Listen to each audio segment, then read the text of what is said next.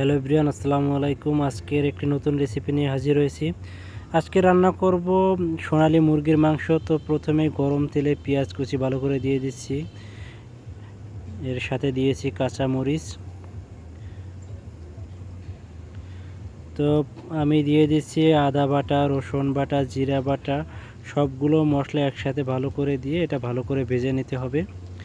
আপনারা যারা মুরগির মাংস পছন্দ করেন তারা চাইলে আমার মতো করে রান্না করে খেতে পারেন।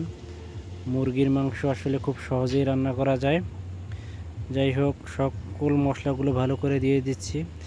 এখানে মশলাটা ভালো করে কষিয়ে নিতে হবে।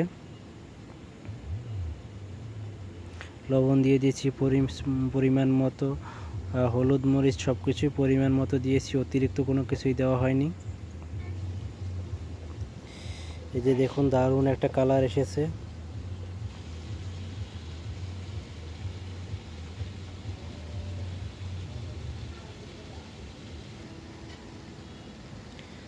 এখানে মরিচটা কষানোর পরে এরপরে গরম মশলাটা দিয়ে দিয়েছি, শাল এলাচ। আর বিশেষ করে মুরগির মাংসটা ভালো করে পরিষ্কার করে ধুয়ে নিয়েছি, শুকিয়ে নিয়েছি যাতে করে পানিটা না থাকে। তো কষানো মশলার ভিতরে মাংসটা দিয়ে দিয়েছি। এই যে দেখুন, দেখতেই পাচ্ছেন যে একেবারে ফ্রেশ। আপনারা কে কোথা থেকে ভিডিওটি দেখছেন অবশ্যই কমেন্ট করে জানাবেন। আর আমার চ্যানেলটি ভালো লাগলে, আমার ভিডিও ভালো লাগলে অবশ্যই আমার চ্যানেলটি সাবস্ক্রাইব করবেন এবং কমেন্ট করে জানাবেন। তো এখন মশলাটা ভালো করে মেখে নিয়েছি।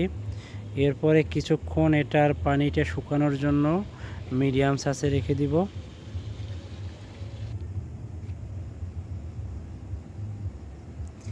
এখন পর্যন্ত আমি কোনো ধরনের পানি ব্যবহার করিনি। মাংসটা একেবারে অলমোস্ট সিদ্ধ হয়ে গেছে।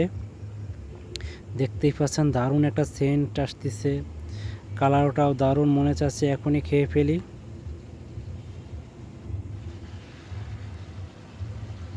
তো মাংসটা ভালো করে আমি কষিয়ে নিয়েছি। যেহেতু আমি মুরগির কষা রান্না করতেছি, আপনারা যারা এরকমের পছন্দ করেন তারা চাইলে এটা রান্না করতে পারেন। আশা করি বাসার সবাই চেটে পুটে একবারে খাবে।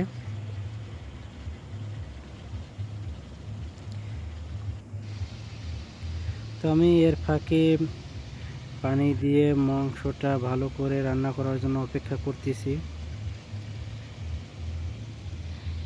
মাংস রান্না একবারেই শেষের দিকে, কষানো হয়ে গেছে, ভালো করে রান্নাও হয়ে গেছে, সব কিছুই পারফেক্ট হয়েছে আলহামদুলিল্লাহ, খুবই ভালো লাগতেছে।